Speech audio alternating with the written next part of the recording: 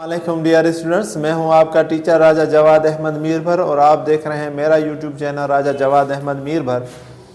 आज हम chapter number 18 variation की एक्सरसाइज 18.6 का क्वेश्चन नंबर 2 करने जा रहे हैं, जिसमें है 3 पार्ट। तो आइए बिना देर के करते हैं। अगेन वही तरीका है के मेथड पे जो हमने पहले में किया था, ABCDEF। यहाँ पर क्योंकि 3 वैल्यूज हैं, वहाँ पर 4 वैल्यूज थी। तो आइए सबसे पहले मैं इनको करके दिखाते हैं कि अगर के मेथड से हम इनको करें अकॉर्डिंग टू के मेथड। क्या करें? अकॉर्डिंग टू के मेथड। ये आप लिखेंगे भी वहाँ, मैं क्योंकि यहाँ साइड पे आपको करके दिखा रहा हूँ। ठीक है जी, अकॉर्डिंग टू के मेथड। ठीक है, तो हम बिल्कुल इसको लिखेंगे अकॉर्डिंग टू के मेथड। ये सारी वैल्यू हम लिखेंगे। किस तरह लिखेंगे कि ये हमारे पास है A और B, ठीक है, ये हमारे पास है C और D, और ये हमारे पास है E और F। अब इनको जो है वो हम बराबर करेंगे किसके? F के बराबर। तो इनको हम किसके बराबर करेंगे? F के बराबर। और F के नहीं बल्कि K के बराबर। तो ये भी K के बराबर हो जाएगी, ये भी K के बराबर हो जाएगी, और ये भी K के बराबर हो जाएगी। अब अगर मुझे A चाहिए तो B यहाँ हो मल्टीप्लाई हो जाएगी। तो B अगर हम इसको मल्टीप्लाई करेंगे तो क्या हो जाएगा? B और K। तो अब जहाँ जहाँ पर भी A है, जहाँ जहाँ पर भी A है वहाँ हम क्या लिखेंगे? B के। ये आपको याद होना चाहिए कि जहाँ जहाँ भी A होगी वहाँ हम B के लिखेंगे। यहाँ आ जाएं, C की वैल्यू अगर मैं चाहूँ तो D जो है वो K से मल्टीप्लाई हो जाएगी, तो क्या हो जाएगा? D के। तो इसका मतलब ये हुआ कि जहाँ जहाँ भी C लिखा हुआ है, जहाँ जहाँ भी यहाँ C लिखा हुआ है वहाँ हम क्या लिखेंगे? D के। ठीक है जी, जहाँ भी C है वहाँ हम D के लिखेंगे। आगे आ जाएं, यहाँ है E, तो E जो है वो किसके बराबर हो जाएगा? F और K के। तो इसका मतलब ये हुआ कि जहाँ जहाँ पर भी E है वहाँ वहाँ हम क्या लिखेंगे? F के। यानी जहाँ A है वहाँ लिखेंगे B के, जहाँ C है वहाँ लिखेंगे D के, और जहाँ हमारे पास E है वहाँ हम लिखेंगे F के। तो ये हमें पता चल गया। अब अगर आप चाहें तो इनको साथ ही साथ करते चले, आपकी मर्जी, या पहले लेफ्ट हैंड साइड को आप करें फिर राइट हैंड साइड को करें, जिस तरह चाहे आप करें, कोई इसमें टेंशन वाली बात ही नहीं। तो आइए करते हैं। सबसे पहले अगर मैं लिखूं A4, तो A4 की वैल्यू जो है वो अभी हमने लिखा अकॉर्डिंग टू के मेथड, वो किसके बराबर है? B और K के। किसके बराबर है? B और K के। तो ये हमारे पास आ गया B और ये हमारे पास आ गया K, और दोनों के ऊपर अगर आप पावर देखेंगे तो पावर कितना है? 4 है। A के ऊपर पावर 4 है तो B के ऊपर भी पावर 4 और K के ऊपर भी पावर 4। यहाँ A स्क्वायर है तो A की वैल्यू क्या है? B और K। स्क्वायर का मतलब है कि A का भी स्क्वायर और K का भी स्क्वायर, B का स्क्वायर और K का स्क्वायर। ये आपने हर जो है वो सवाल में लिखना ही लिखना है, जितने भी हम करेंगे। B स्क्वायर और K स्क्वायर, और यहाँ पर है E स्क्वायर। क्या है जी? E square. तो E स्क्वायर किसके बराबर है? आप देखें E किसके बराबर है? F और K के। तो उसके ऊपर स्क्वायर है तो स्क्वायर F का भी हो जाएगा और स्क्वायर K का भी हो जाएगा। आप चाहें तो नीचे रख कर फिर स्क्वायर करें, आपकी मर्जी। यहाँ डायरेक्ट कर दें क्योंकि इसमें कुछ करना तो है नहीं, हल करने की तो जरूरत है ही नहीं, बस स्क्वायर लिखना है, तो इसलिए मैं यहीं पे कर रहा हूँ। इस तरह E के ऊपर है पावर 4। E के ऊपर पावर 4 का मतलब क्या है कि F के ऊपर भी पावर 4 और K के ऊपर भी पावर 4, क्योंकि E की वैल्यू क्या है? F है। ठीक है जी, तो F के ऊपर पावर 4 और K के ऊपर पावर 4। तो यहाँ हमने और कुछ नहीं किया, A की वैल्यू हमने लिखी B और K, क्योंकि A के ऊपर पावर 4 है तो इनके ऊपर भी पावर 4 दे दिया और कुछ नहीं किया। यहां आ जाए, A के ऊपर पावर है स्क्वायर, तो A की वैल्यू है B और K, तो जहां जहां A है वहां B के लिखा और उसके ऊपर स्क्वायर स्क्वायर दे दिया। E की वैल्यू भी स्क्वायर है तो E जो है वो बराबर है F और K के, तो उसके ऊपर भी हमने स्क्वायर दे दिया और कुछ नहीं। इस तरह E4 है तो E4 जो है वो किसके बराबर है? F और K के, तो उसके ऊपर F पावर 4 और K पावर 4, और ये जो F है वो वैल्यू वाली, ये जो F है वो किसकी हम लिखेंगे? वैल्यू वाली। ये हो गई। ठीक है, अब यहाँ इसको जरा सा हम यहाँ लाइन दे देते थे, इसको भी यहीं पर हम कर देते हैं A4 का मतलब क्या है? अभी हमने लिखा B और K का 4, B का पावर 4 और K का पावर 4, और नीचे हमारे पास क्या है? B4। तो इसका मतलब है कि B4 और B4 आपस में खत्म।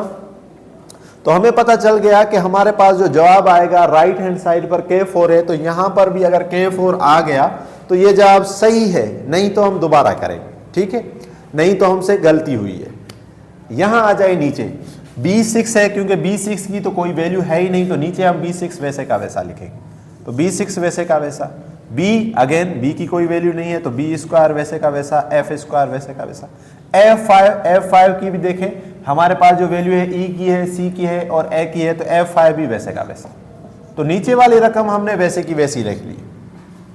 अब अगर आप ऊपर देखें तो ये तो रकम वैसे की वैसी हम लिखेंगे, तो लिखें भाई b4 और k4। ओके, यहां अगर आप देखें, यहां इन दोनों के बीच में, तो यहां पर है b स्क्वायर, ठीक है, और f स्क्वायर, लेकिन यहां पर क्या है, k स्क्वायर और k स्क्वायर, k स्क्वायर और k स्क्वायर। तो आपको पता होगा ये रूल है एक्सपोनेंट का कि अगर बेस सेम है और उनके बीच में मल्टीप्लिकेशन है तो पावर क्या हो जाएंगे, ऐड हो जाएंगे। पावर क्या हो जाएंगे, ऐड हो जाएंगे।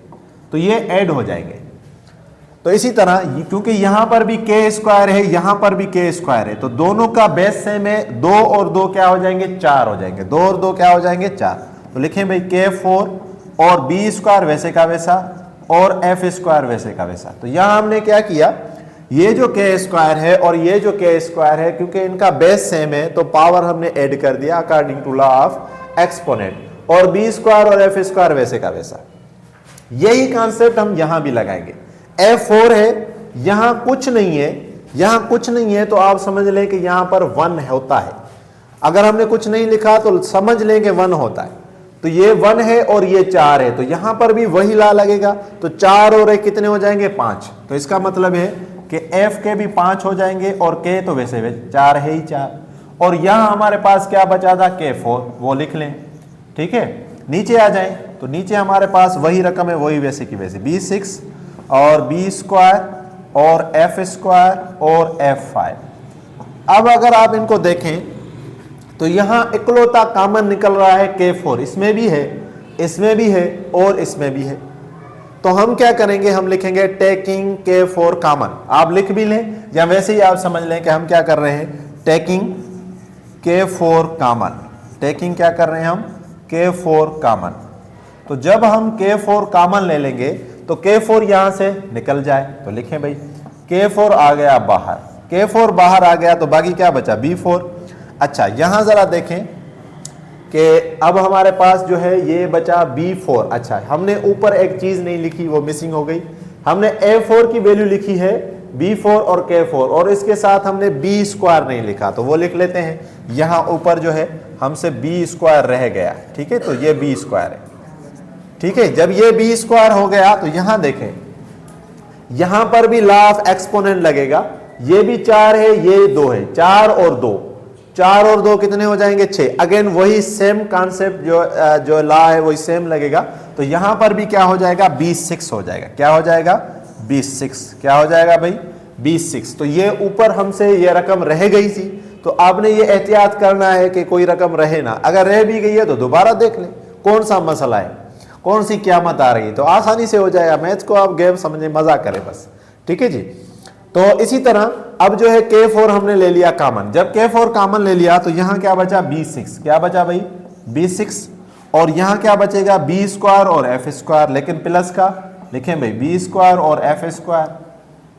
यहां माइनस का f5, माइनस का f5, और नीचे हमारे पास क्या है, वही है, b6 है, b6 है, b स्क्वायर है, f स्क्वायर है, माइनस f5। ठीक है, और ये k4 वैसे का वैसा। तो अब अगर आप देखेंगे तो ये सारी एक जैसी रकमें कट रही है, कॉमन लेने के बाद एक जैसी रकमें कट रही है। तो यहां पर भी k4 और यहां पर भी k4। तो हम लिखेंगे कि हमारे पास जो राइट हैंड साइड पर भी k4 है और लेफ्ट हैंड साइड पर भी k4 है, तो हैंड्स लिखेंगे प्रूव्ड। हैंड्स क्या लिखेंगे, प्रूव्ड। ठीक है जी। तो इसी तरह बहुत ही आसान सा एक सवाल था जो हमने यहां कर दिया।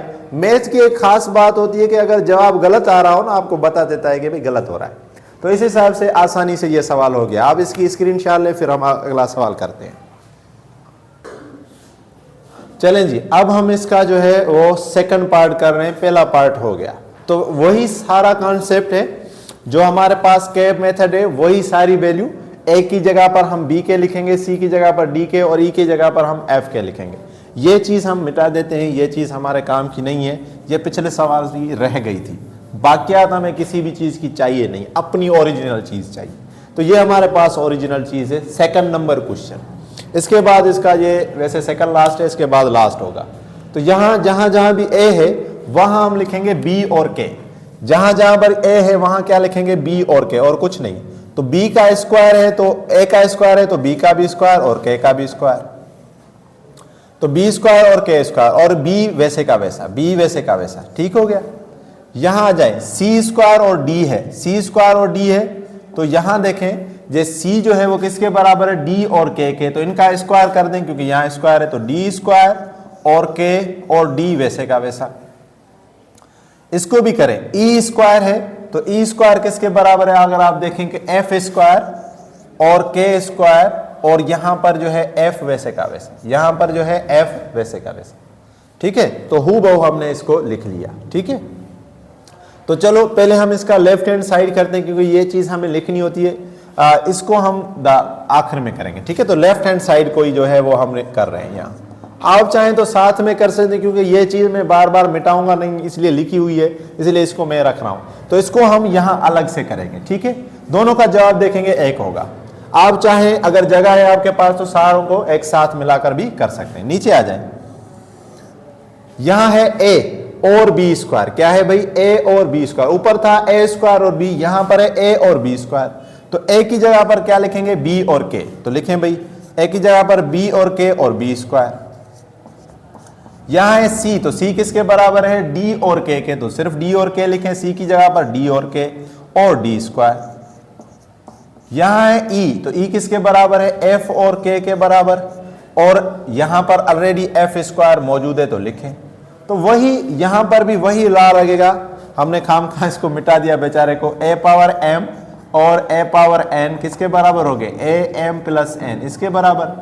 तो यहां देखें कि यहां बी पे ऊपर कुछ नहीं है तो 1 होता है, यहां डी के ऊपर कुछ नहीं है तो 1 होगा, एफ के ऊपर कुछ नहीं है तो 1 होगा। इसी तरह यहां भी बी के ऊपर कुछ नहीं है तो 1 है, डी के ऊपर कुछ नहीं है तो 1 है, एफ के ऊपर कुछ नहीं है तो 1 अंडरस्टूड होता है। तो ऐड करेंगे यहां 1 और 2, ठीक है। यहां एक मैं लिख लेता हूं ताकि आपको समझ आ जाए कि 1 और 2 को ऐड करेंगे तो कितने हो जाएंगे, 3। तो यानी हम लिख सकते हैं के स्क्वायर और बी के क्यूब। तो इसी तरह इसको भी हम लिख सकते हैं, यहां के स्क्वायर रह गया, के स्क्वायर, ठीक है। इधर भी के स्क्वायर रह गया क्योंकि ऊपर देखें के स्क्वायर, ठीक है जी। तो यहां क्या हो जाएगा, डी क्यूब, ठीक है जी, डी क्यूब और के स्क्वायर। यहां क्या हो जाएगा, एफ क्यूब और के स्क्वायर। नीचे आ जाएं तो नीचे हो जाएगा के और बी क्यूब। यहां आ जाएं तो क्या हो जाएगा, डी क्यूब और के। यहां आ जाएं तो क्या हो जाएगा, एफ क्यूब और के। कुछ भी नहीं, हमने क्यूब क्यूब कर दिया, ठीक है।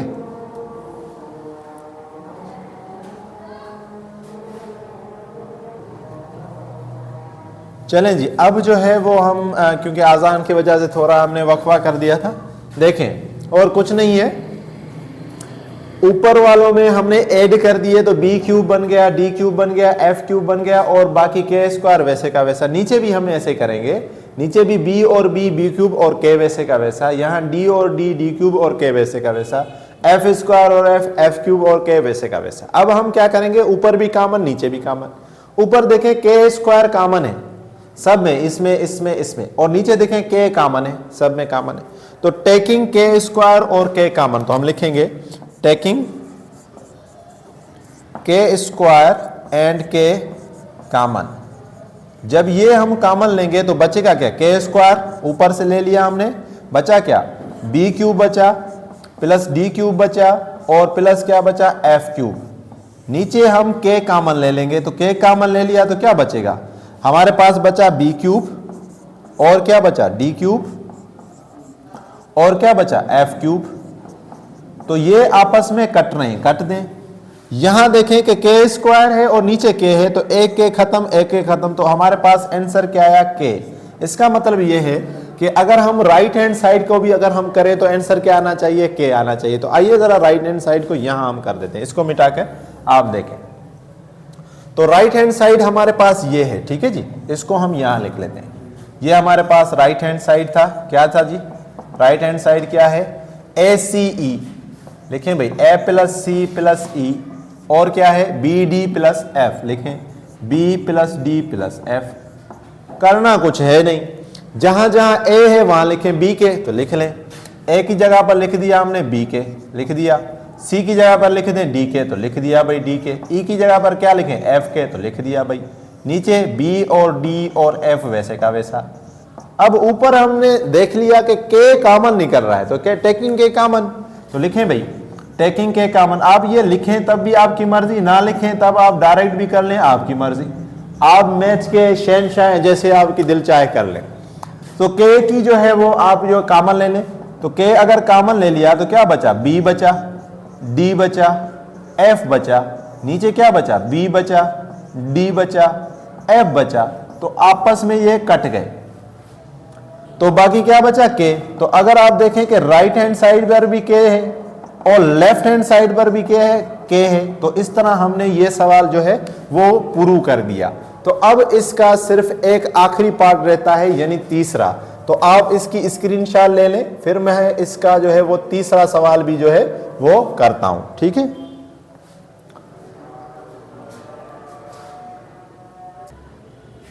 चलें जी, अब हम इसका जो है 2 का लास्ट जो है वो सवाल करने जा रहे हैं। A C B D C E divided by D F plus E A divided by F B बराबर A square divided by B square plus C square divided by D square plus E square divided by F square. और ये जो है वही method इसमें इस्तेमाल होगा। ए की जगह पर हम वही बी के लिखेंगे, सी की जगह पर डी के लिखेंगे, ई की जगह पर एफ के। तो ये हर सवाल में वही का वही आपने लिखना है। तो आइए जरा करते हैं। सबसे पहले जो है वो हम इसमें लेफ्ट हैंड साइड को करेंगे। किसको करेंगे, लेफ्ट हैंड साइड को। तो लेफ्ट हैंड साइड को पहले हम जो है वो कर लेते हैं, ठीक है। तो आइए जरा लेफ्ट हैंड साइड को करते हैं, क्योंकि ये थोड़ा लंबा हो जाएगा इसलिए। तो लेफ्ट हैंड साइड में जहां जहां पर भी ए है वहां क्या लिखें, बी के, तो लिखें भाई बी के। जहां जहां भी सी है तो वहां क्या लिखें, डी के। तो ये आपस में मल्टीप्लाई है, तो मल्टीप्लाई कर दिया। नीचे क्या है, बी और डी, नीचे क्या है भाई, बी और डी। तो सिंपल इज दैट, बी और डी आपस में खत्म हो रहे हैं, खत्म कर दें, कुछ भी नहीं करना, खत्म, ठीक है। यहां आ जाए, सी और ई, क्या है जी, सी और ई। तो सी की वैल्यू क्या है, डी और के, तो लिखें भाई डी और के। ई की वैल्यू क्या है, एफ और के, तो लिखें भाई एफ और के। नीचे क्या है, डी और एफ, तो डी और एफ। तो डी डी में खत्म और एफ एफ में खत्म, खत्म करें, कुछ भी नहीं है।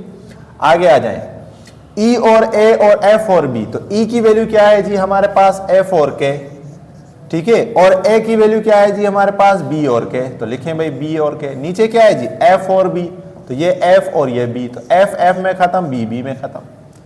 अब ऊपर देखिए क्या बचा है, के और के। तो वही फार्मूला है, बार बार आ रहा है, मैं मिटा भी देता हूं फिर आ जाता है। तो लिखें भाई ए पावर एम और ए पावर एन, क्योंकि पावर अगर बीच में आ रही है मल्टीप्लीकेशन तो ऐड हो जाएंगे, ए एम प्लस एन, तो इस तरह हो जाएगा। तो इसके ऊपर आप देखेंगे 1 है, इसके ऊपर भी 1 है, तो 1 और 1 कितने हो जाएंगे, 2। तो ये हो जाएगा के स्क्वायर, ये भी क्या हो जाएगा, के स्क्वायर, तो ये भी क्या हो जाएगा, के स्क्वायर।